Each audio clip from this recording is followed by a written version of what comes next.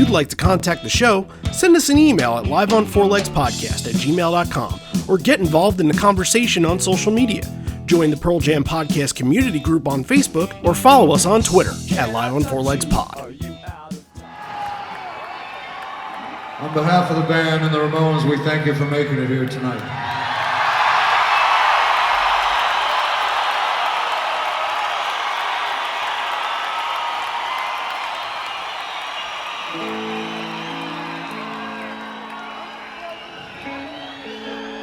The last show, whatever, I'm sure you had big plans, you had tickets. I hope you were able to find an alternative date that night so you weren't lonely.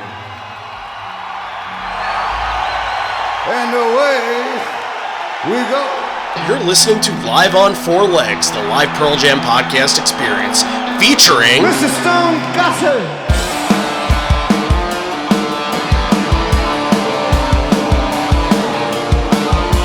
Gentlemen!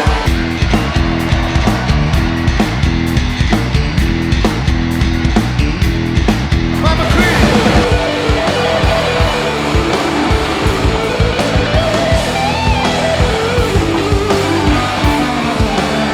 Matt fucking Cameron in the drum.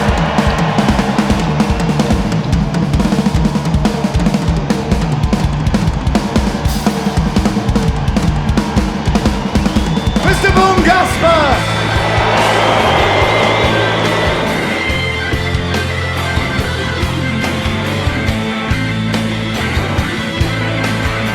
You can call me Al, you can call me Ed, you just fucking call me, why don't you?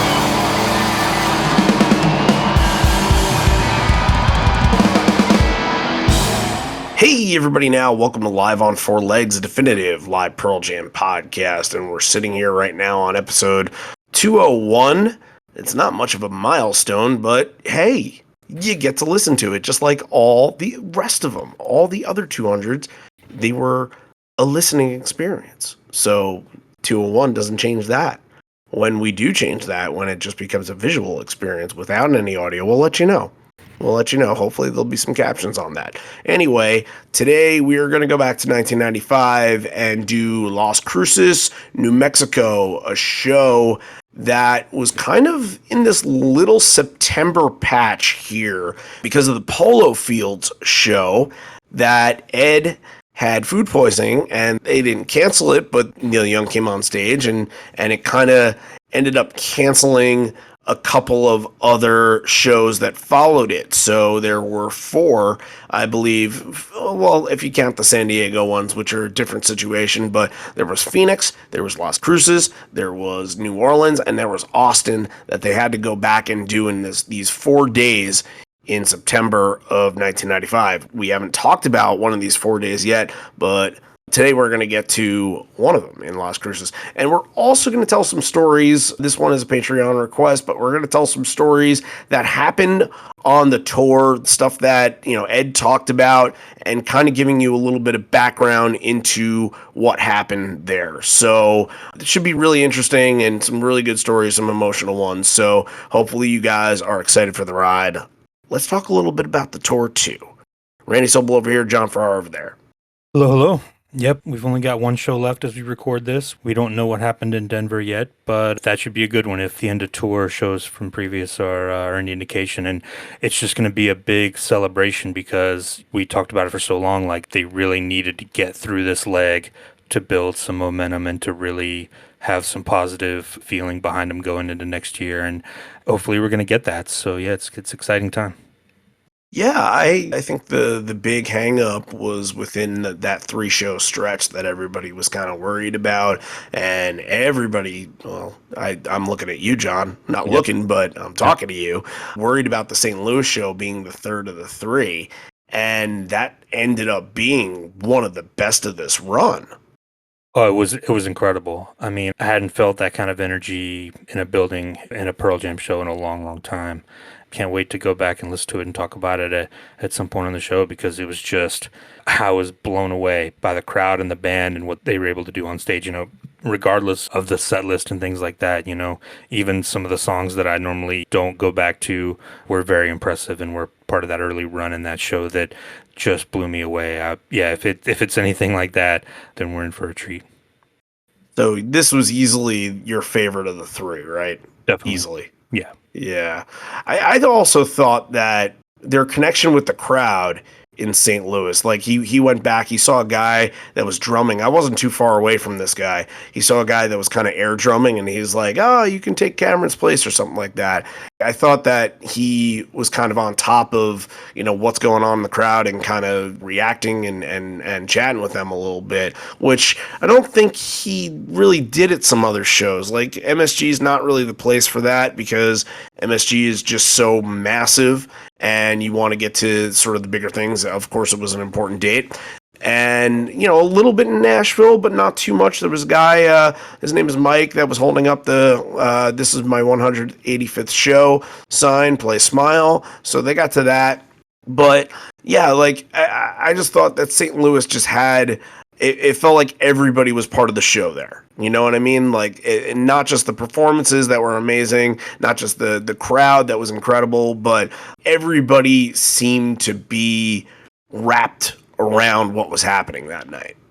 Yeah, it was that kind of communal experience that we talk about, that we missed for the last 3 years or so. Yeah, it was a really special night, and I'm glad that I got to be there in the building for it, and I'm sure you are too.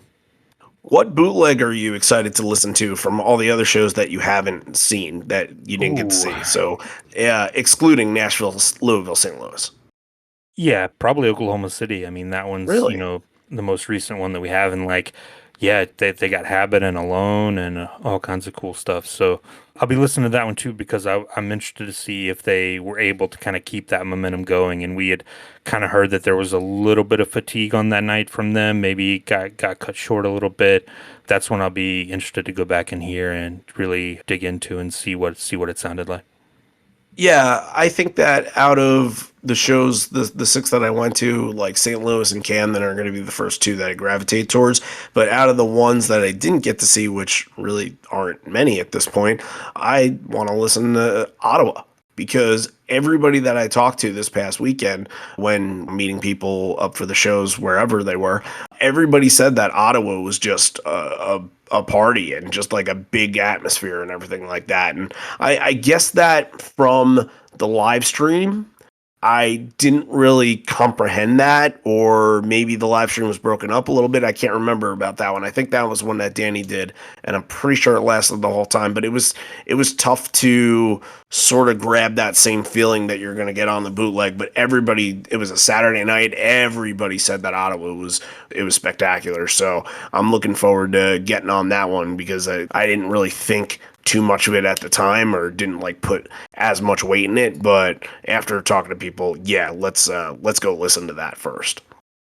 Well, speaking of Ottawa, speaking of the Canadian tour stuff, we did happen to get some stories, and we wanted to tell them on the show here and not wait for whenever we did those stories. And look, we can bring them back whenever we decide to do Quebec City, but I feel like this is a good opportunity, since it's still on a lot of people's minds. I know that the Canadian shows feel like eons ago, but there's still good stories that need to be told, and there were ones that Ed brought up on stage, and I would like to share. So this one is from Erin Mackay, and I believe that one of our patrons, I believe his name is Dan, brought her to our attention, and she is the sister of a guy named John who passed away. And if you remember, they played Other Side in Quebec City. This was her request for that. So why don't we tell this story right now? My big brother John bought Pearl Jam home when I was 10 years old. I mocked their name with gusto. He told me to shut up and listen. And for once I did, cementing my lifelong fandom at a young age. When I met my husband, we connected over our mutual passion for everything related to the lads. He had planned to propose at the Toronto show in 2020. Best laid plans and all that. As we approached our wedding date, we knew we couldn't afford the sojourn to Toronto and made the tough decision to let our tickets go. Then the world tipped over. The evening before our wedding, as we readied for the rehearsal, word came in that my big brother, once the brightest light in my life, has set down the unbearable load this world was for him. We watched him disappear for 23 years, this permanent parting even more brutal. I put out the call on social media for Off He Goes. It's been my John song for 20 years. An army I wasn't aware of took up the mission. My friend and I made the trip. We secured GA with hours to go, somehow landed inside the first 70 in line. After buckle up, Eddie looks at me and says, "I see your sign. I believe I got a note from you." The people on the rail parted, allowing me up. Hi. I was overwhelmed. They chose other side. I was surprised and humbled. So many lyrics mirror what it seems like in John's mind. I had no idea what it was like in there for him. I know it was loud, it was heavy, it was all spun through a web of fear and paranoia. Ed's chat, their song choice, the fact that they would have had to practice, it was beautiful, it was cathartic. To then follow up with Off He Goes it was something else. Eddie had his pick handed down to me after. The generosity with their talent, their time, their own hearts, it's unbelievable. To have these guys, that crowd, share the weight of it all for a few minutes, it's the lightest I've felt in over a month. It's carrying over the days following as well. Thank you to the army that loves me, to the strangers that answer the call, to whoever passed my message along to Eddie. Thank you to the lads for everything. And thank you to John, who brought Pearl Jam into my life, who loved me the best he could, even when he couldn't love himself. Lastly, mental illness is a ferocious adversary. In some cases, unrelenting, mental health care needs to improve drastically sooner than later. Please know in your darkest hour that you are loved. There is someone whose heart will be torn asunder by the loss of you, by knowing the world is emptier, worse, without you in it. Thank you so much, Erin.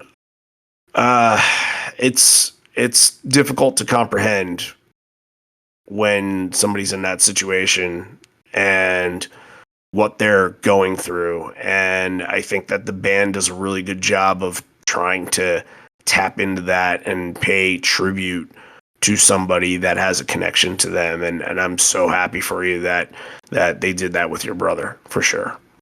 Yeah, and that's a powerful story, and like it just goes to show, like you said, that was my song. Like you make these connections with the music, and that's almost like more like she didn't know the guys in Pearl Jam before that. They didn't write that song for her, but she was able to make that connection with it, and then for them again, like we talk about, there's never been a band that's been this connected to their fans at this point in their career that actually takes the time to go and find these things and make these dedications.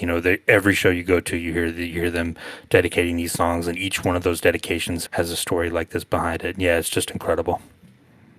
And we have another story that we're going to end up telling next week because we just want to keep these a little bit separate, but it's kind of connected to this one. Part of it happened in Quebec City and part of it happened in Ottawa. And if you remember that there was a show where Ed mentioned, "Hey, Ashley, come on down, wherever you're sitting, come on down to the front." This is going to be Ashley's story. We're going to tell that next week and give it a little time. So thank you once again to Erin. Thank you to Dan for passing it along to Erin, and to Ashley. We'll tell your story next week. Looking forward to it. Thank you. We are going to tell one more story. We're going to tell a story from Joe Kolbenschlag, who is our patron that requested this episode. So thank you very much to Joe.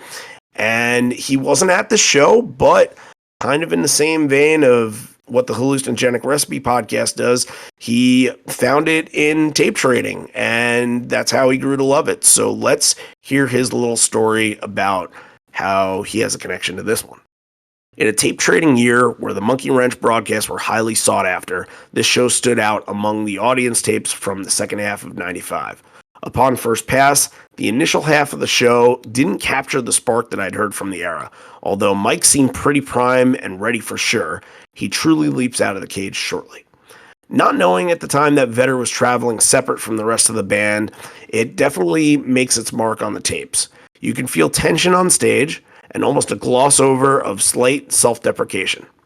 Ed played a role of both band outsider on stage internally and band leader to the crowd externally.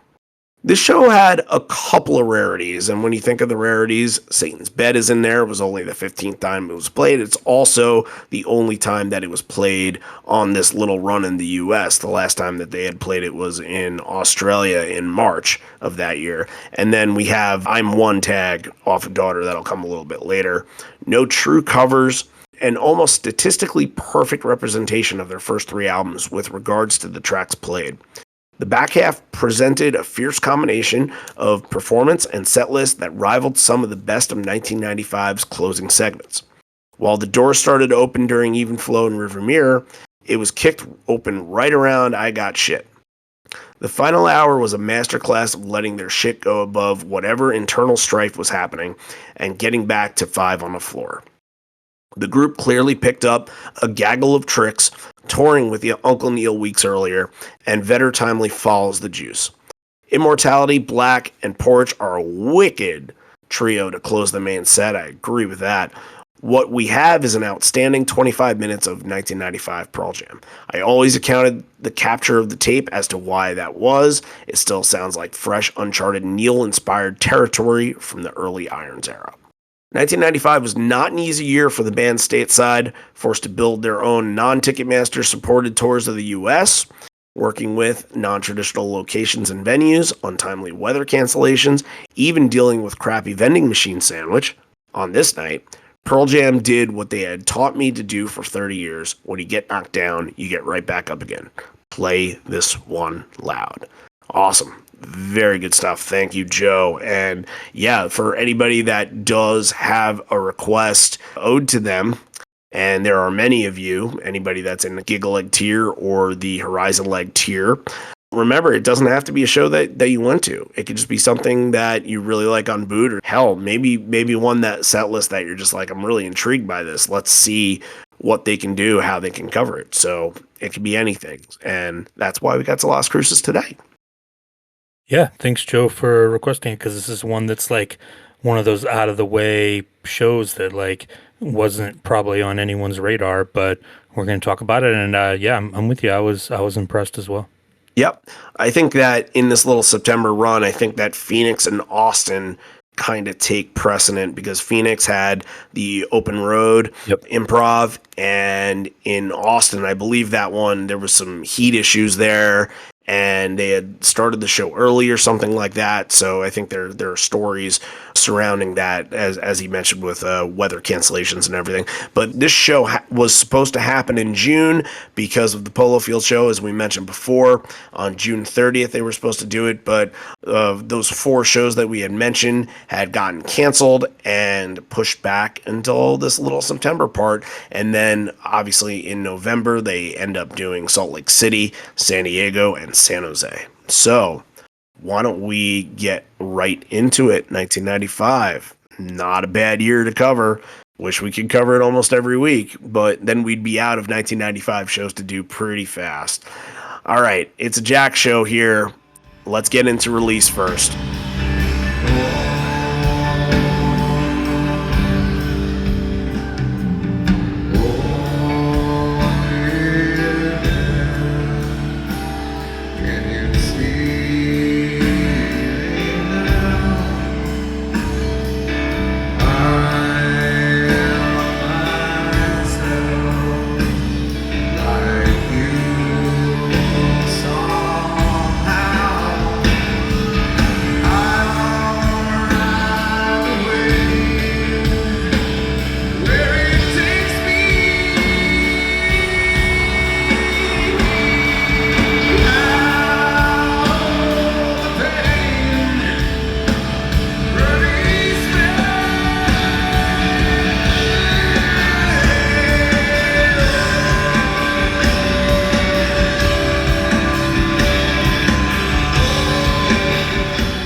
you're listening, it's just his methodical build on this one, which sounds like he's relying a lot on the ride cymbal and sort of a dense snare.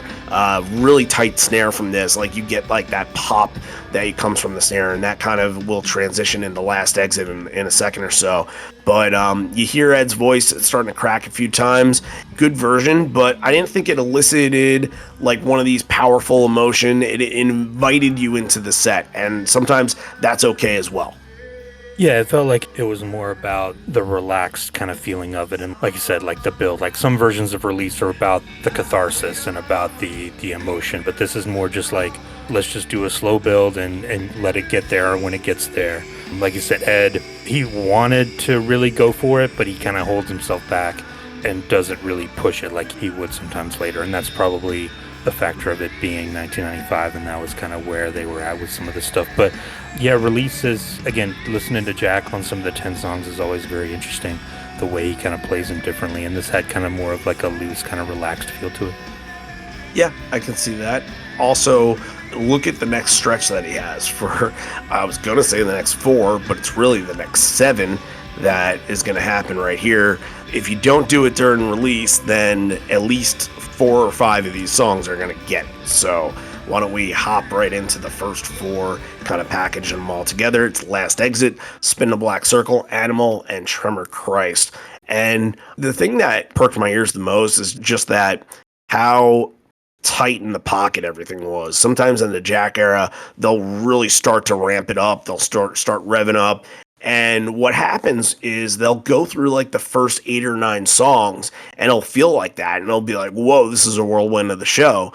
And then the rest of the show, it's almost like they got dizzy and sort of just kind of collapsed a little bit. And they can't kind of manage to keep that pace throughout the rest of it. So the way of how tight this is, it definitely sets the tone for the rest of what's going to happen, because then, once you get into later, as Joe had mentioned, that Immortality Black Porch run, it is one of the best of this show. Like, they're really able to pick it up here, and they're really able to kind of bring something exciting to the table. What performance of these 4 that we just mentioned is the one for you here? Actually, I thought it was probably Tremor Christ. That was the one where Ed really goes for it. You hear him push it on that, the Angels. Oh, I loved it. Line there. Yeah, very, very good.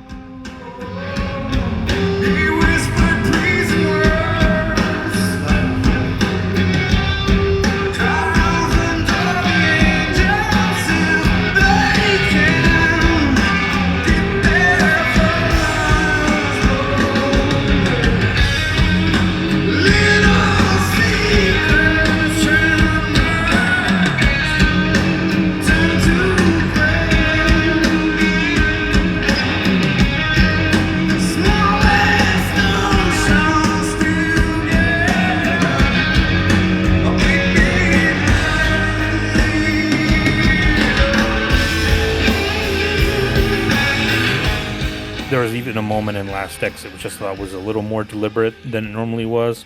He says 4 days, not much longer. I thought that was maybe referring to these 4 shows, like they're just going out for these little 4 replacement shows, and he's got that on his mind that they're just going to be doing the 4 days and then going back home for a little while. So that was a cool little lyrical change. But again, you're getting 6 out of the first 8 are from Vitalogy here, out of a total of 9. And like I don't know if we have stats on that, but I think this has got to be up there with the most Vitalogy that's ever been played at one show. I think Nothing Man is the only true song that they don't do, besides, Bugs and some of the other stuff. But yeah, very, very impressive. I just love this much Vitalogy early on. It really gives the show a lot of energy early. So what you're saying is they played every single song that was basically in their live repertoire at the time, because Nothing Man wasn't. Right. And Bugs obviously wasn't, and Yep. the rest of the stuff, that's pretty solid for that. And they all sound terrific. The Last Exit and Spin a Black Circle were tight, and then Ed's allowed to elevate his voice. It sounded really good from this era, and just like high octane pace on a couple of these. And I agree, Tremor Christ, that line in Tremor Christ, the triumphant are the angels, where he just goes for it, just sounded terrific. And even like when they start jamming in Tremor Christ, it kind of feels like it gets a little bit psychedelic the way that Stone's kind of doing that little riff thing there. So maybe that's going to come back later. Yep. Yeah, I think so. Absolutely. So why don't we get to the next three? It's Corduroy into Whipping and Not For You. I thought right off the bat that Corduroy was just fantastic. Just a great drive to finish the song and just gets that crunch towards the end.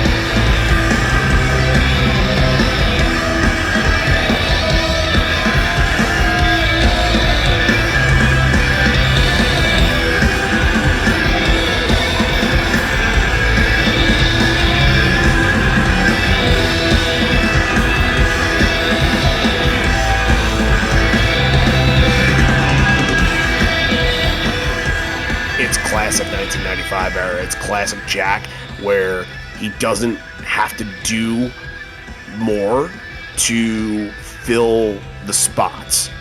And you know how Nat sometimes he'll get faster, he'll start kind of revving the engine a little bit, but Jack is almost like unflappable. It's the rest of the band that is starting to kind of speed up and sort of pick it up with Jack. I think that just sort of drove this version of Corduroy right here. And then there's a little bit at the end. They sort of let it dissolve a little bit and just has this little kind of twinkle that they kind of let sit there for a second. I thought that was really cool too. Yeah, 1995 Corduroy. I mean, Soldier Field is probably the gold standard, but this one's also, I'm with you, very, very good. I thought the ending was just amazing. We didn't mention too, the Ramones actually opened up these shows. That's true. Yes, they did. There's a little bit of a Blitzkrieg Bop tease there after Corduroy. But for me, I thought Not For You was the highlight of this section. Just they really extended the ending. It goes on for over 6 minutes. Yep. And it's not the call and response Not For You 6 minutes that you get now. It's all pure energy, just like in Corduroy. They're just going for it, that ending. The jam is just incredible. Yeah, there are good surges in Not For You that really pick up on it. It just continues like to build and build and build, and then that last one where Ed truly starts ripping into it, and you feel the big moment with the massive scream, leading into, of course, a Killer Stone solo. And the ending, as you kind of mentioned, is longer than usual. Just kind of that little, almost in the same way that I kind of mentioned in Corduroy, the way that they did 1995.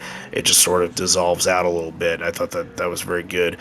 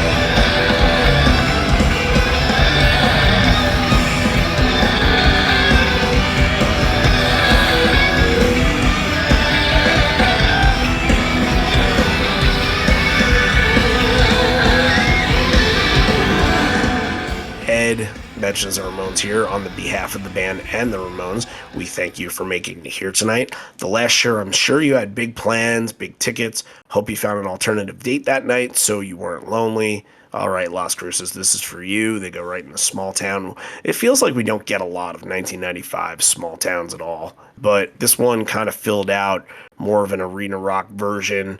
Some good fills from Jack in this one, and Small Town's going to go into both Wygo and Jeremy. And Wygo is interesting from this era too, because you got to think Wygo was pretty much dumped after this little run. They didn't play it all in 1996, so this is kind of one of the last ones that they would pick up on it. And it kind of had me thinking as to, sometimes we bring it up, the why. Why was Wygo dropped?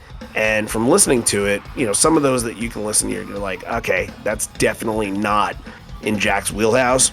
And Wygo's different, but I don't think that it had anything to do with Jack.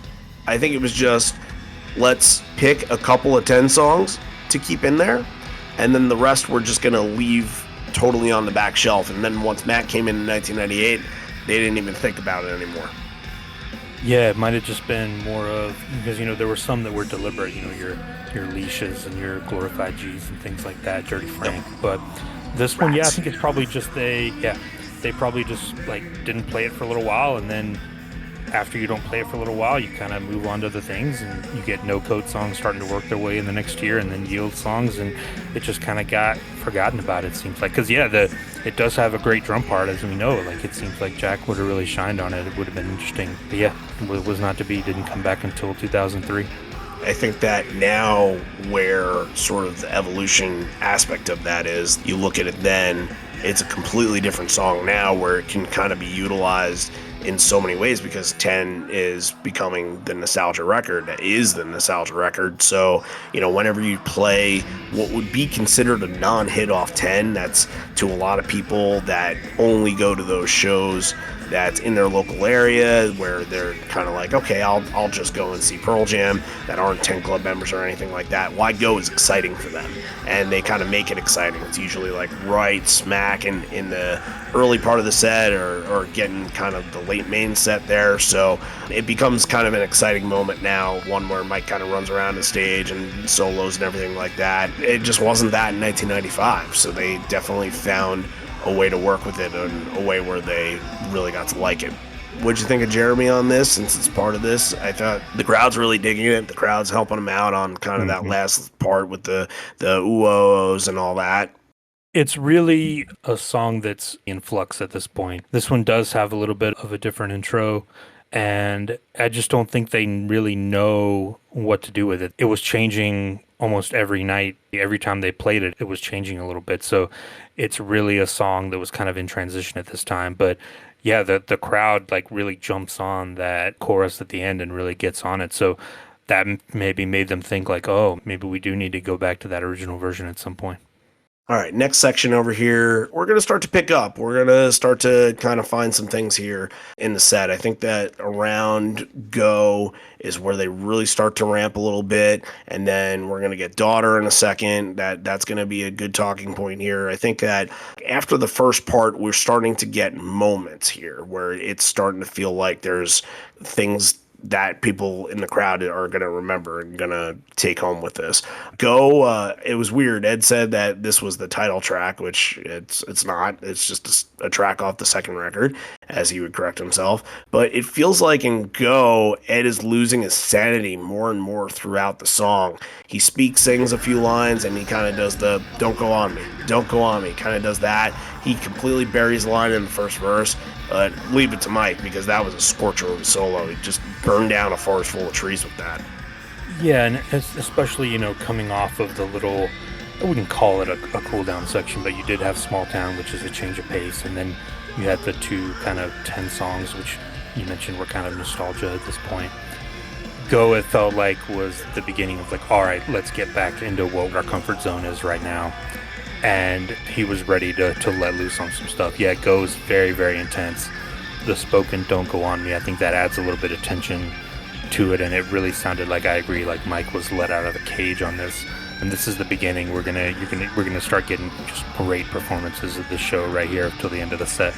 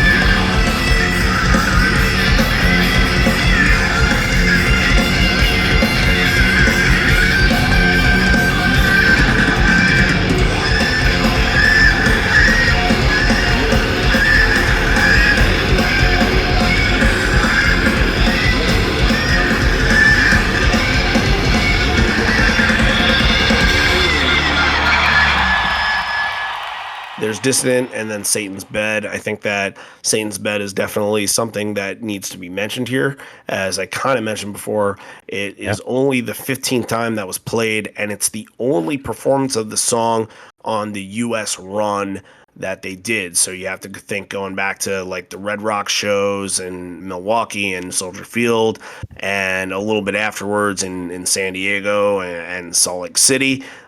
This was the only show where they brought Satan's Bed at, and it kind of after this really just sort of faded into oblivion. And you know, we've joked about it before. We've joked about they can never really find the perfect version of this, and you know that there's some truth to that. But look, I think that it has its moments on this one. You can definitely feel some of the rust, but Ed, I think, makes up for it because he's getting pretty unhinged in parts, kind of a little bit uncomfortable. But I think that like Ed starting to go off and starting to scream some of those lyrics is helping at least the performance aspect of it and the excitement from it. But man, they had no fucking idea how to end this one. Yeah, the screaming is the definite highlight at the end, and I think that kind of leads to kind of the chaos at the end. But the thing that stuck out to me on this one is I believe it's a Stone solo as well. Just a fantastic solo. It sounded really fluid and melodic. If it wasn't Stone, I'd be surprised. Yeah, again, one of the best versions of Satan's Bed we've ever heard. And it even leads Stone to get on the microphone and give like a, wow, how about that? Like, right. Stone was impressed. So if you can impress Stone, then you're doing something good.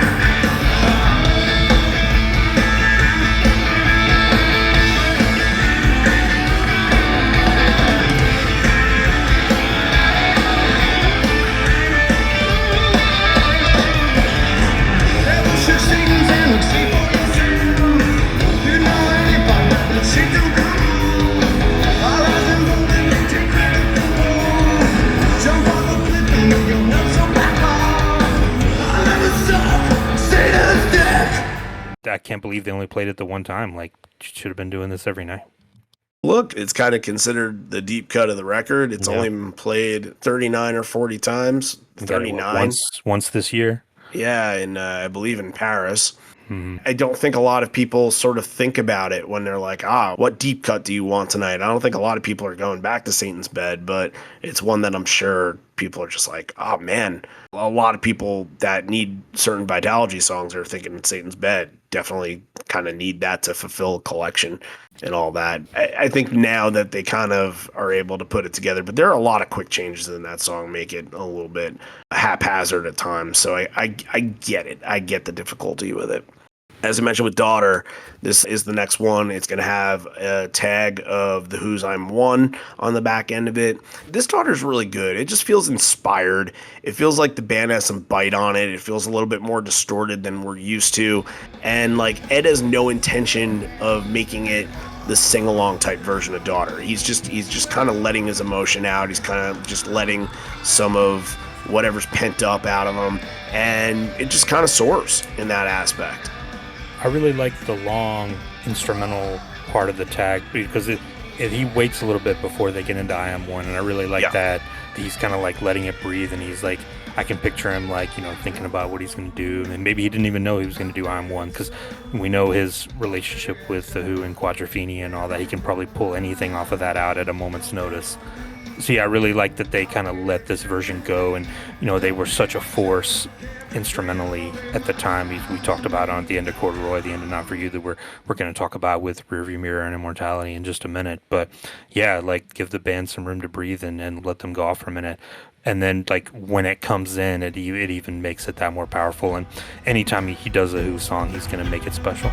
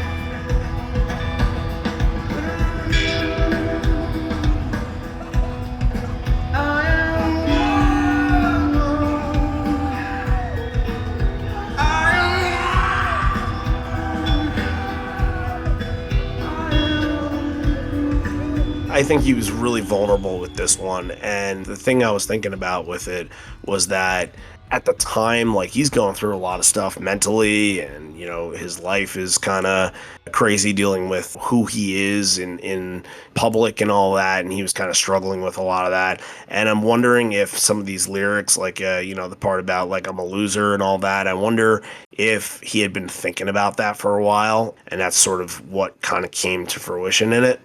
Yeah, I can see that. Yeah, it felt like it just came from the soul.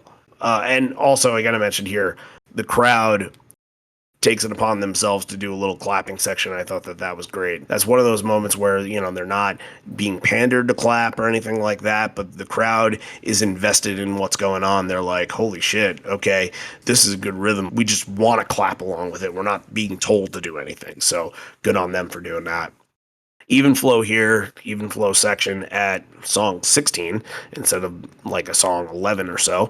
In the pot, like I mentioned before, a lot of these songs are just in the pocket, finds a groove. The solo really doesn't extend out very long, but a lot of just excellent energy on it. I thought that this was a really good version here. Yeah, it's Jack on those 10 songs, and getting to hear him kind of lock in with Jeff and Stone and really get to a good place on it where they're just kind of letting it breathe and giving it space. And you would not get that with even flow going forward when, you know, once Matt was in the band. So this is kind of a unique to this era version of even flow. Yeah, it's good. All right, Ed takes the mic real quick and says, it's pretty fucking hot up here. How is it down there? We ain't done yet. And since we probably aren't going to play here again for a while, we're just going to keep playing. The last 5 of this main set are barn burners. Yes, they are. We're going to start with Rearview Mirror and I Got Shit. Rearview Mirror just has just this great drive to it. I noticed that Ed did the melodic voice inflection during the I seem to look away, and I always like when he kind of brings that back. And then the bridge. I just got lost in this bridge because it almost sounds like they completely deflected away from the song. And they were doing that at the time. I think the Soldier Field one, where they have more of a jammy vibe to it, it kind of feels like it could be something from the Grateful Dead. They sort of used that a lot in 1995, but this just kind of had you captivated and kind of had you sitting there like, all right, where's this going? And after a while, just sort of made you forget that this was even part of Rearview Mirror. It was so different. Yeah, it breaks down to just the single riff almost. And then when it starts to build back up, then you hear Jack come in, start to get a little bit more rhythmic on it. And yeah, again, I'm with you. Very, very kind of trancy version of Rearview Mirror that gets really, really good. Yeah, I'm with you. This is just a murderer's row of 1995 Pearl Jam right here. Yep. Ed at the end, he misses the first verse entirely, but I love hearing the instrumental on that because the music is so good that sometimes, you know, even though those lyrics are so just captivating and cathartic in every way possible, like the music itself stands out, and it's so tense, and it's building to the big moments, that just getting that little first part before Ed actually does come in with the verse sounds just terrific. And then I think it sounded at the end of it like Jack couldn't wait to bite, and he kind of jumps the gun a little bit and kind of picks up the pace for a second until he realizes, no, this isn't the ending rush, and then, you know, hammers away on the end. Just another great Jack performance. I Got Shit, I think, is a huge highlight from this show. And you know what? My words aren't even definitive of what it was, because it's just a classic version of this. 1995. You don't get a better era with it. Ed's vicious vocals, Jack's pounding away, the song is in top shape, and you know, Mike had kind of a different sounding solo at the end too. It had a unique vibe to it, but like every piece that makes I Got Shit the identity that it was here, and it worked out really, really well. Yeah, incredible. And for a song that hadn't even been released yet, just amazing. You know, their newest song at this point, so they're gonna put a little bit of extra juice behind it.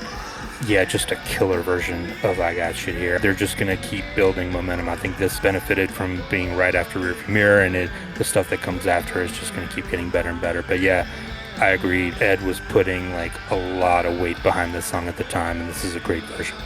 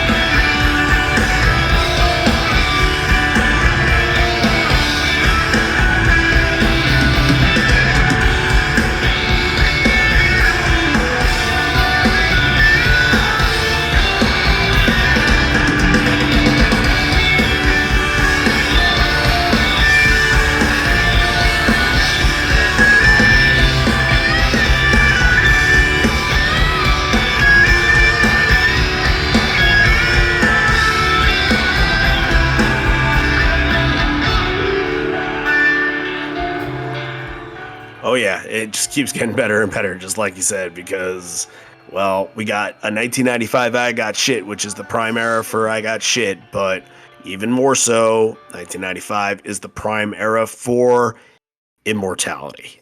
And I think you pretty much get Immortality every single night in 1995, and if you don't get it, then it's extremely unfortunate. Great Jack fills mixed in within the beginning, and then you get a really spacey solo at first, and then just Mike lets loose on it.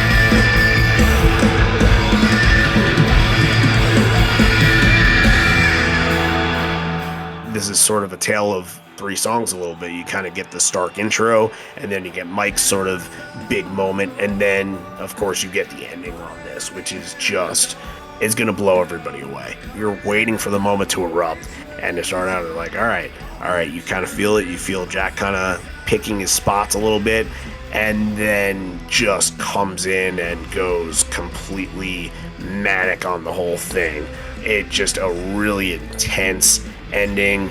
Sounded like it was just gonna spiral control out at the end, but they found a way to smooth it out. But holy fuck, this is a classic Immortality for 1995, 100%.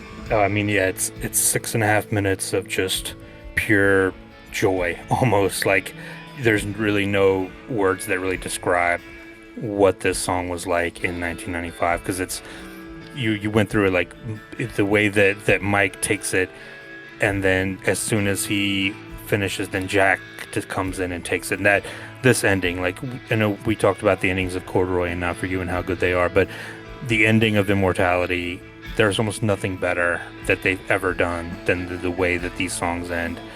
It really will just make your jaw drop, and like they all come together. And like, I wish there was video for this song. There isn't, but it would be just incredible to watch them. And I can't even imagine the energy that it takes to put this together, and they still build, and we're still in the middle of this run here.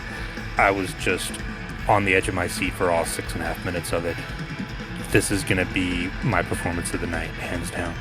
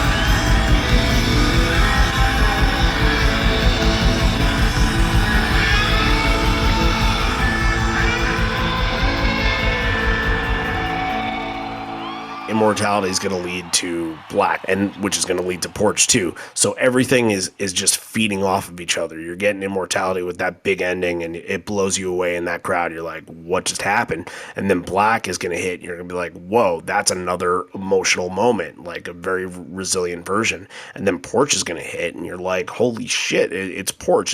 It's literally 10-minute version.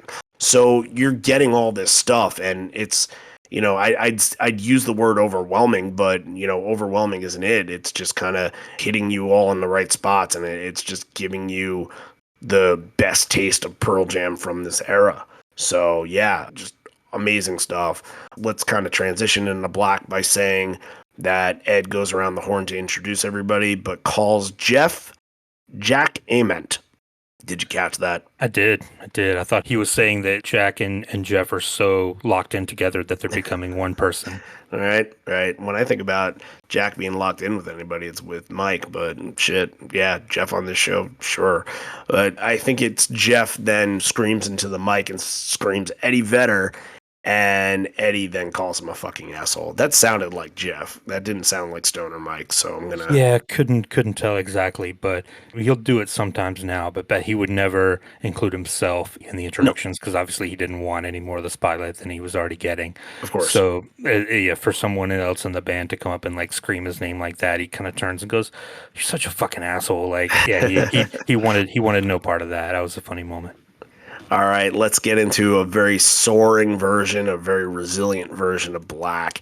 And, you know, it had some emotion to it, but also I think the beginning has emotion, and the beginning sort of brings you kind of that tense feeling, but then the solo gives you that resiliency and kind of gives you that sort of like, you know, the heartache is over. We can get over the heartache, and we can get over it together, and there can be sort of a light at the end of the tunnel. And I think that's what this version of Black is. And there's so many different identities that come from Black. You can have one that's just sullen. You can have it one that's just basically like an 80s or 70s rock solo on it sometimes. You can have it where it feels very timeless, where it has more of an acoustic vibe when they have the Gretsch or something like that. But this one felt like if you were ever in that situation, similar to what the song is presenting, especially for kids that are going to the show at the time, so young. And Ed kind of references a little bit later that, no, you guys have to go back to school. So high school and college kids that might be dealing with breakups and love loss and things like that, it gives you the sense that, hey, you can look back to all that has happened, but when you move forward, things are so bright ahead of you. And I think that kind of captures sort of the identity of what Black should be. Yeah, this version had some intensity behind it, and it's a song that when they really can tap into the pain of it and, you know, the original motivation and feeling behind it, then it can really get intense. And I think it really depends a lot of time on what it's paired with. Like, we talk about how, you know, if you're coming out of a big moment like we talked about with like Chloe Crown of Thorns, that's a big emotional moment. You need something that you can't just transition from that into like Leatherman. You need another song to kind of pair with it, and Black does that. And I think here it benefits from being right after Immortality because they're already in that mode of like something powerful and something emotional, and it gets to a really good point in Black as well. Yeah, it's a good part of this section. You ready to get weird with Porch? Because we're about to get weird. Love it. The 10-minute version, and it takes on a couple of different identities here. It starts out, it's kind of like a little bit melancholy, a bit darker than usual. The way they follow through with it, and it's like the solo's what, like 6 or 7 minutes long. The solo's long, and it gets to so many different places and so many different little pieces part of it. But I think we mentioned a couple weeks ago that something like either the Rearviewmirror bridge or a Porch bridge or something like that sort of sounded like a soundtrack more so than a legit Pearl Jam song. And I felt that vibe from this too, where it could be, you know, anything from, you know, music happening in the back of like a murder drama or something like that, or kind of it could be horror film in that way. But I thought that the backing of that, like, it's just, I mean, it's masterclass. what they're doing here, especially that they're kind of working off the fly with this like they always do, and they're not going back to some crazy meticulous solo that is meant to blow you away. None of that here, but it just draws you in, it hypnotizes you, and it tells a story too. It tells an interesting story, which is really hard to make happen, especially when you're kind of on the improv path with it. So yeah, this had so many parts. What'd you think of it? Very, very good. And it reminded me of other things that they were involved in 1995. It really, I think it's a little bluesy to start out with, and then I thought it really got to almost like it could have been part of Mirrorball, which is obviously understandable because they were the backing band and this is kind of the instrumental jam part, but it really sounded like they were kind of channeling some of that Neil Mirrorball energy into it. And then it gets kind of jazzy, and it felt like a little bit more of like a Mike Watt influence on like the kind of stuff he was doing around this time. Like you said, getting a little weirder, getting a little jazzier, and I really liked it. I don't think there's another version of Porch like this.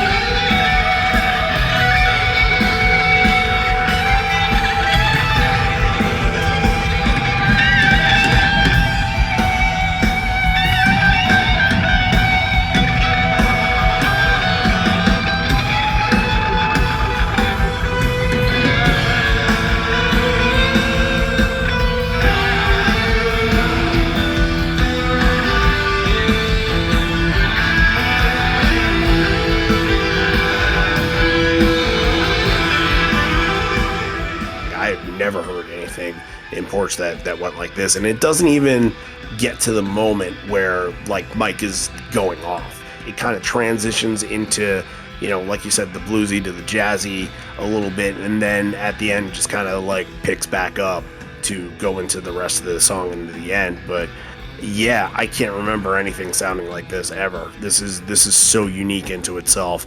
This Porch is definitely something that you need to listen to and study a little bit, because especially nowadays, this is not the identity of Porch. And back then, they had the ability to play with it a little bit. Ed wasn't doing stunts at the time anymore. So yeah, phenomenal stuff. And you gotta love when the band tries things and just kind of goes for it and just whatever works, Okay, encore time, but before we get there, let's pause for station identification and talk about all the things we like to talk about while pausing for station identification. And we are, unfortunately, of course, done with all the tour stuff that's happening now, but there will be a lot of, especially things that are coming out on liveonfourlegs.com, a lot of look back articles that are going to be happening, fan reports that we did, back in the West Coast and back in Europe and as well. And I think a lot of people are just going to be ready to tell their stories, me included. But yeah, just a lot to talk about within, of course, these shows, and you get so many people going to these shows on the East Coast as well that just want to share what happened. All that stuff will be shared at some point in the coming weeks. But, obviously the tour reaction episodes for Patreon are completed now and finished over in Denver. We don't know of it at this point, but we will know of it very soon. And then now it's time, I guess, on Patreon to catch up on more Evolution episodes, to catch up on more of the late night series episodes and all that. And look, if we have any other ideas that come through the pike, one that we can mention in just a second, then we'll get to those too, right? Oh, definitely.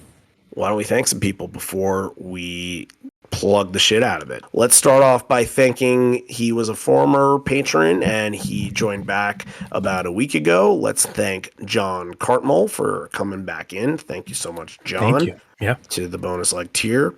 Then we're going to thank Dave G. Dave G joined the bonus leg tier as well. Thanks, Dave. joining up on the Horizon Leg tier. He isn't the owner of the Slattery's bar, but I believe I had mentioned that we were going there, and I think I had said that to him on Twitter or something like that and made a whole joke of it. But on the Horizon Leg tier, thank you so much to Mark Slattery for joining in and being a part of it. And guess what, Mark? You do get an episode request for the future. You do get a profile episode, which I can explain more in just a second, for more content that is going to be coming in the future. And yeah, just a lot out there. So thank you so much, Mark. Hopefully you enjoy the experience over there. Let's also thank Martin Hill for joining on the bonus leg tier. Thank you, Martin. And we're going to thank 3 more people. Let's thank Michelle Stallings, who joined up because of the raffle that we were doing for the Breath campaign, which is all complete and done. Same goes to Michael Ivoroni. He joined for the same, get in on the raffle, and then he said, I want to listen to all the episodes. I have a long commute to work.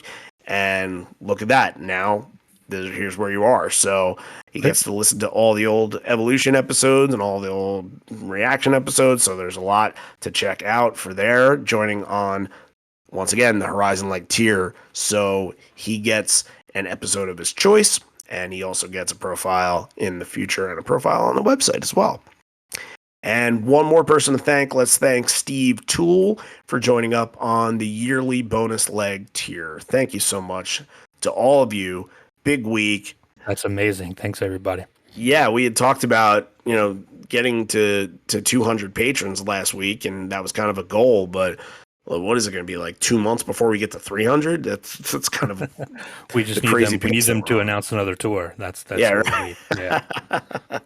But no, in all honesty, thank you everybody for believing in us and wanting to contribute to us, because again, like we say every week, it just makes us want to do more and just kind of makes us want to work for you guys. So, and that's what we're here to do, tell stories and figure things out and give you guys the content you deserve. I am going to mention for people that are joining up on the Horizon Leg tiers, we mentioned that we have 2 new ones this week. You will get a profile episode on Patreon, and it goes to Patreon, but it is available to anybody. It is free for anybody, that, especially people that don't really know the Patreon platform, so they can actually go on the site and kind of see it.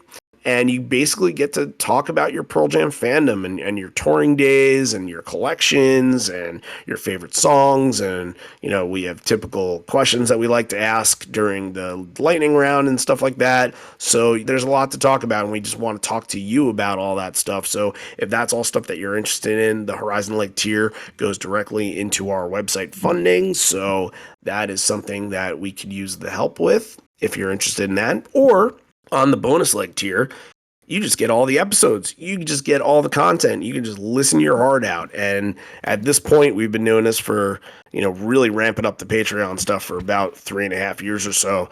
There's a lot there. There's not a lot where you can say, oh, well, I don't have anything to listen to anymore at this point. And if you do say that, you're lying. Not to us, just to yourself. But yeah, there's so much to go through there. Again, Evolution episodes, late night episodes, Bridge School series that we did in the past, some other episodes, kind of like the extraneous episodes like the Dobbs that we did, and we've done Off Ramp Cafe and a couple of those other ones that kind of came and went in the past, but are still all up there and still all there for you to see. And Gig Leg tier, look, just like the Horizon Leg tier, you guys get to pick an episode for us to cover on the show in the future. 2023 is right around the corner, so we're starting to build our schedule, but we want to make sure we build the schedule with the intention of adding your episodes. So make sure, if you're an existing patron or if you're a patron that's going to join up right now, then just make sure that you get your episode request into us so we can get it on the books and get it done, because there are a lot of patrons that are both Gig Leg and Horizon Leg that haven't signed up for their episode yet. So make sure, let's get that in the running. Let's get that on the books. The way that you sign up to Patreon, go to patreon.com/liveon4legs, or on the Patreon app, just search for Live on 4 Legs, and you can sign up that way. Or you can just sign up on liveon4legs.com. There's a big orange Become a Patron button. All you do is click it, and it will tell you what to do. That's it. That's all there is. We once again thank everybody for joining in on Patreon and contributing and being a part of our little community that's within the community here, and we're very happy and proud of that. And like you mentioned, just keep enjoying the content because it just comes in fast and furious on now. All right, well, let's get back to the rock. We are going to hear Stone talk about a lot of towels. We got more towels than we believe. Have some towels. Lots of towels. Hey, look at all the towels we got. There's lots of them. After that main set, you need them. Exactly. Yeah. Right. Yeah. Whoever is the towel wrangler backstage is doing their job right here. You know, good job, towel wrangler. Yep. Better Man and Alive are going to kind of be right here, and I packaged them together because they sort of have a little bit of the same vibe that I wasn't expecting from either of these songs, especially from this era.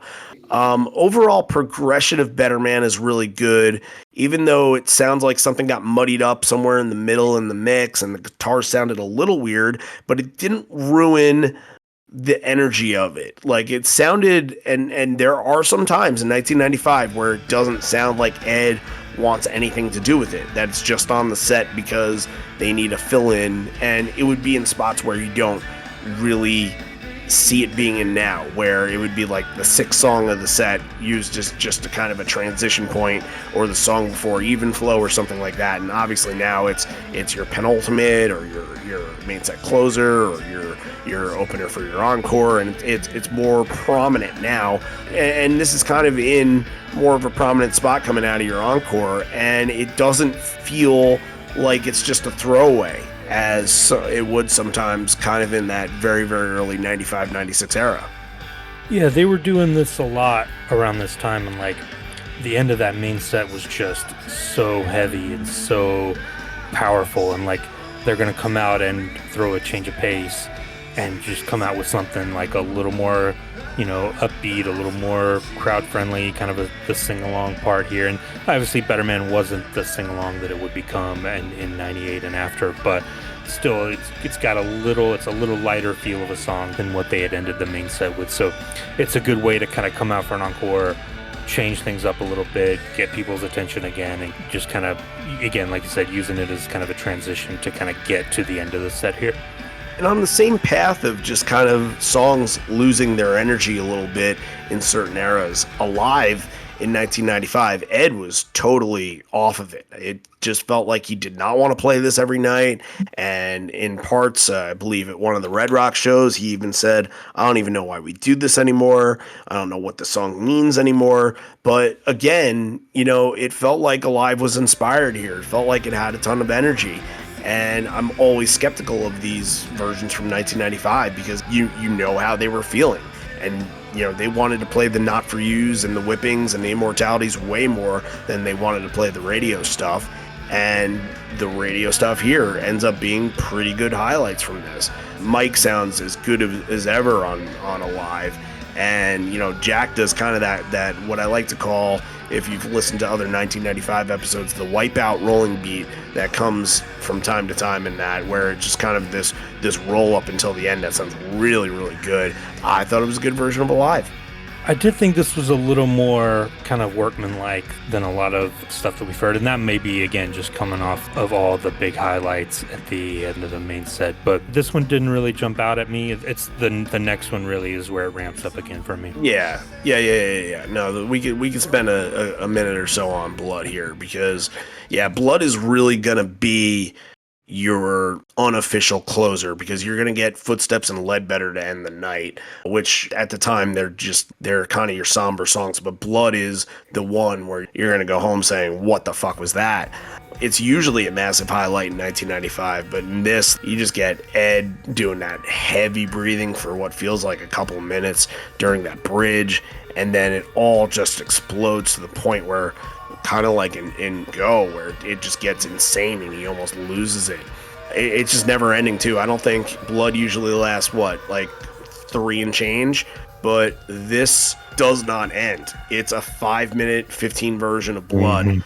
and they just keep going. The drums just keep getting more and more intense. It continues to rise. It continues to go. And I'm just, again, we don't have the video for any of this. So we're just wondering what the hell was Ed doing at the end there to make it so they had to vamp or like kind of make it part of the show, you know, because he usually did some stunts during Blood at this time, whether it was smashing a hole in the ground or what. But yeah, it seemed like this was a good performance piece. Yeah, just the showstopper in the encore here. It all kind of builds up to this. And yeah, just organized chaos at the end there. You can't, I mean, they were each kind of just going off the deep end in their own way. I thought, you know, especially Jeff and Jack, just really, really interesting to hear how they kind of construct that ending and break it apart and put it back together and then tear it apart again, really, because it does go on for a long time. But yeah, Ed's really kind of creepy breathing there is the real kind of talking point that kind of builds towards everything, that he's kind of building up that tension and letting that go for a long time. And yeah, this Blood is up there with the great performances on this night.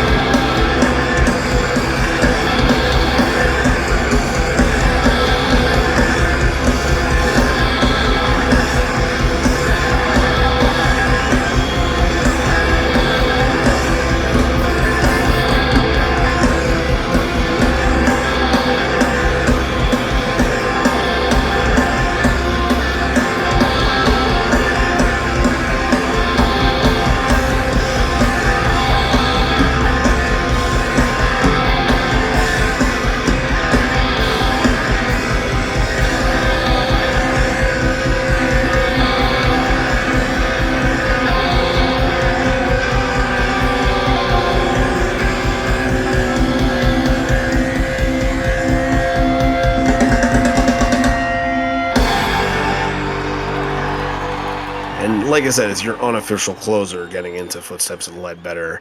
And before that, Ed asked the crowd, should we play a little bit more? Do you guys have school tomorrow? There's too many of you to write notes to your teacher. I got to write one to mine. And we had a long drive today. Then says somebody's embarrassing all of us. And again, that's something we don't know from just listening to this. Then kind of plugs Monkey Wrench Radio a little bit, given the FM signal, which is 88.1. And then he asks the crowd, do you consider this a small town?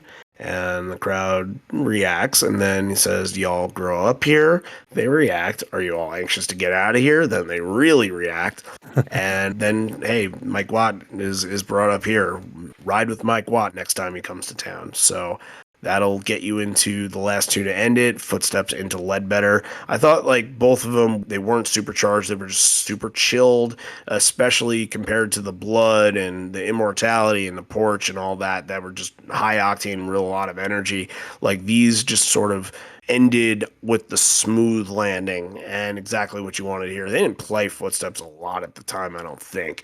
And Ledbetter is starting to find its groove a little bit more at this time, but still not seen as the official closer just yet. So what do you think about the ending of this?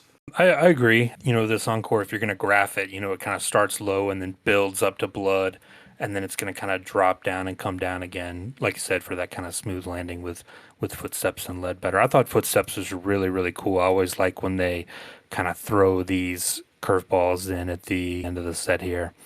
And then Yellow Ledbetter I thought was interesting too, because again, kind of early on, like only the 24th version, it would kind of start to grow into the spot around this time. But it was really just, I thought, soaked in reverb. It almost sounded like a Yeah. U2 song, Hmm. like The Edge playing guitar on Yellow Ledbetter, which I don't know if that's something that he was just trying the one time. Hey, let's throw some pedals on this and see how it sounds. But kind of a different feel to Yellow Ledbetter. And again, like after the heavy roller coasters that this set was, you needed kind of a gentle landing to kind of bring it home. And again, Yellow Ledbetter, people still know it. It still gets a nice crowd reaction. So yeah, great way to end it.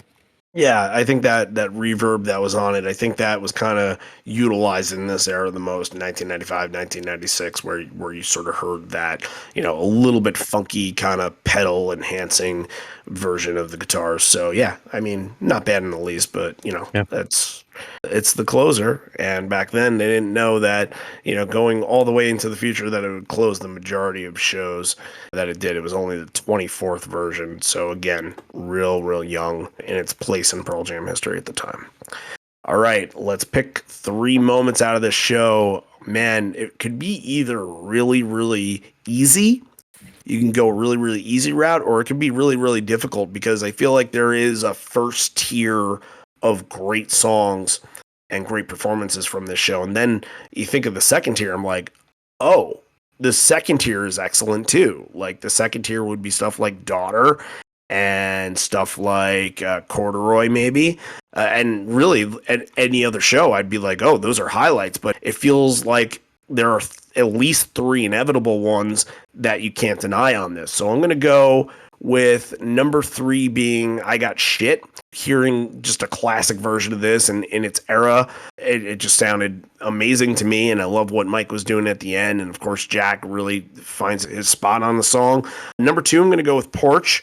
10-minute version. It's classic, and getting a solo section unlike anything that we'll ever hear and that we've ever heard on Porch before just lifted this into the stratosphere. And then even if you get a decent version of Immortality, it's going to end up being number 1 in 1995. There's absolutely no way around it. Immortality is the number 1 moment of the show.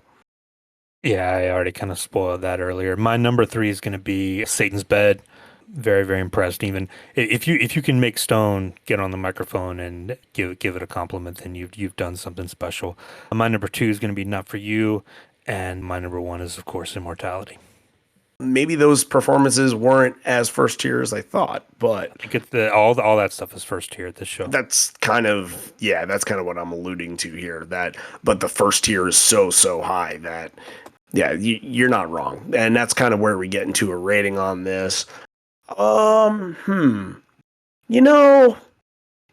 think this kind of, and exactly what Joe was saying in his story, I think it kind of evolved into being that big show. It didn't start out that way. It felt like there were a lot of cluster songs, a lot of the fast songs in the beginning just kind of went bam, bam, bam, bam, and you're just kind of feeling just more of a collection of sound instead of like a full, like, I remember those performances. There are some to remember, of course, but it's really once you get into Go, maybe Daughter territory, that everything sort of starts to separate. And I think that if all of that was in a different 1995 set where, maybe they go out really hard for the last exits and spin block circles and Not For Yous, which I'm not saying they didn't, but you can tell which versions they sort of have the groove in the pocket and which they don't. I'm going to give the show a 9. I think that this one deserves a 9. It just very good performances and very much definitive of the era.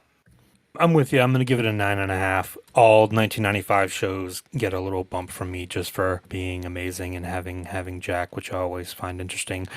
Again, like you said, the higher tier of the show is very good, and it's very close to being one of those classic shows. But I think it's just under that. So 9.5, very good. Highly recommended. The next episode that's coming is going to be out of Texas. It's going to be Austin City Limits from 2009. I think we did an Austin City Limits from 2014 last year around this time, and we kind of like to hit those dates when we get them. And that was a Patreon request. I believe he's been waiting a long time for this, from Dan Greenberg. So Dan, I know he tunes in.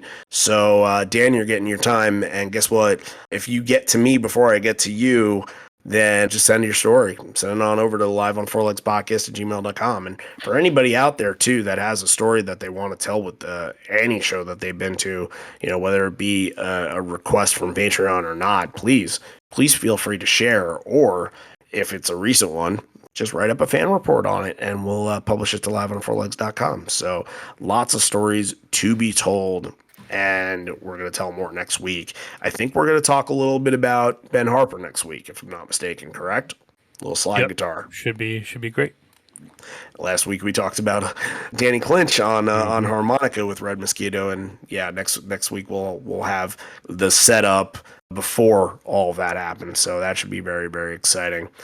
All right, I guess we're kind of wrapped up with this one now. Another 1995 show in the books is never a bad thing, and I'm sure we'll get to all the September shows from that year, and in due time. Anything from 1995, once it comes on our radar, we're going to jump at the gun to do it. So, hey, if you're tuning in right now and you're not subscribed to the podcast, make sure you go to Apple or Spotify or anywhere that you listen to on a platform and hit subscribe, because it helps out our numbers, it helps out our visibility, it does a lot for us. And if your platform has a little bit of a rating on it, Spotify and Apple obviously do, help us out with a little bit of a 5-star rating. That'll do us a lot of help in the same regard, where we'll come up in searches and all that. Also, if you are on Apple Podcasts, we've been offering this just about every week. If you're on Apple Podcasts, leave us a comment, something nice. Be nice to the podcast. If you leave us a nice comment, then we will reward you with a bootleg of your choice from this tour year. So a lot of cool things that you can get in that aspect. And speaking of bootlegs, I think that our patrons will be in for something kind in the next couple weeks or so once we put it all together. So hang on to that thought. It's a gift for joining when we had 200. So, and that's for everybody within the boundaries of that. All right. So let's close this one on out. This may be the end. We're here, but not for much longer. And although we may be parting ways, miss you already, miss you always. And hey, look, I think that we have an episode that probably came out earlier in this week featuring Tanya Kang of Pearl Jam Fan Portraits. She has a book coming out, I Am Mine, which is a book that is chronicling her stories from taking pictures of fans holding up their favorite lyrics and what they mean to them. And her Kickstarter is going to finish on October 1st. So if you're listening to this on the Wednesday, then you still have a little bit of time to donate to her. Some of the packages will get you the book. I've looked at it. I've had a preview of it. It's tremendous. She does incredible, impeccable work. So if you didn't get a chance to listen to that interview, definitely go out and listen to it, and then go and find the book, because she can use all the help as humanly possible. She's a fantastic person, a good friend, and we just want to help her out as much as we can. And check us out on the program this week. We were both on doing the Eddie Vedder episode. That might be something this crowd would like. Yes. Yeah. I think you guys would be interested in that. Take your guesses as to what the top 10 is. I think you'll get a lot of them, but then there's a surprise or two. So you might be shocked at the results. But that's all for this week. And also, very, very soon, we're going to have Stephen Hayden on to talk about his brand new book, Long Road, Pearl Jam and the Soundtrack of a Generation. And we'll be sharing that with you in due time. Okay. Thanks, everybody, for tuning in. We'll see you next week for ACL 2009. There's a sign right here. It says "Off he goes for John." I believe I got a note from you. Hi.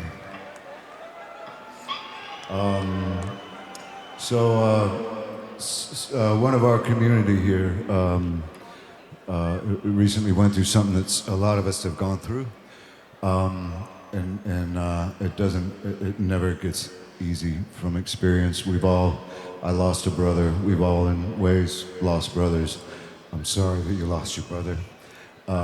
So we want to do this one for your brother John. And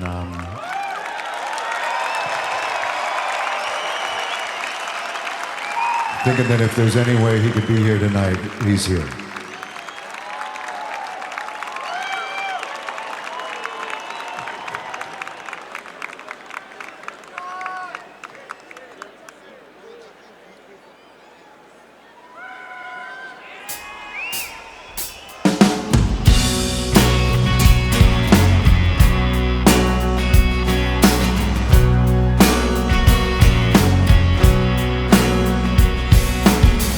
It's not the same without you up here.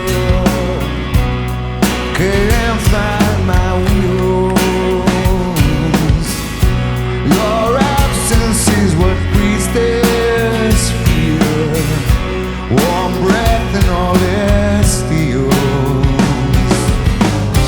You can know what it's like to be in here. All the dark horse feels befriended me. Playing ain't the same without you here. I've come to hate the golden rule. I cannot seem to make the dots connect when the morning light don't show you nearer. Oh, you can know what it's like to bleed from here. The blackened road goes wide, it goes nowhere.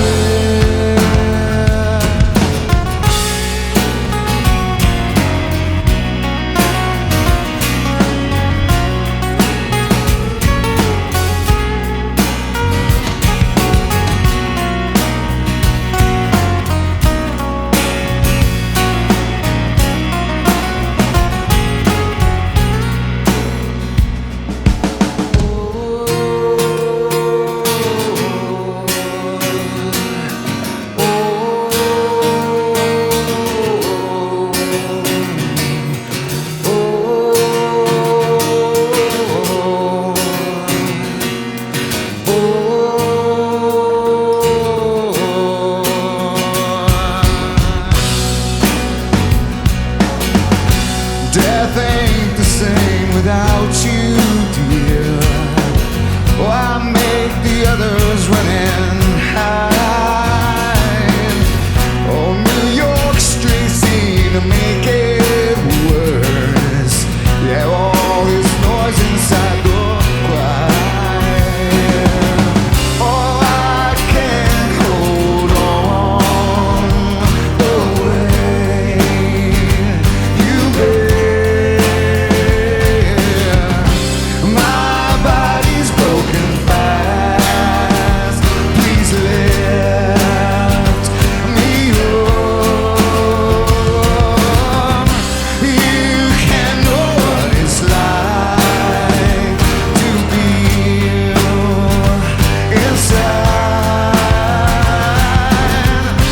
the fading melodies that remind me I'm not the same without you here.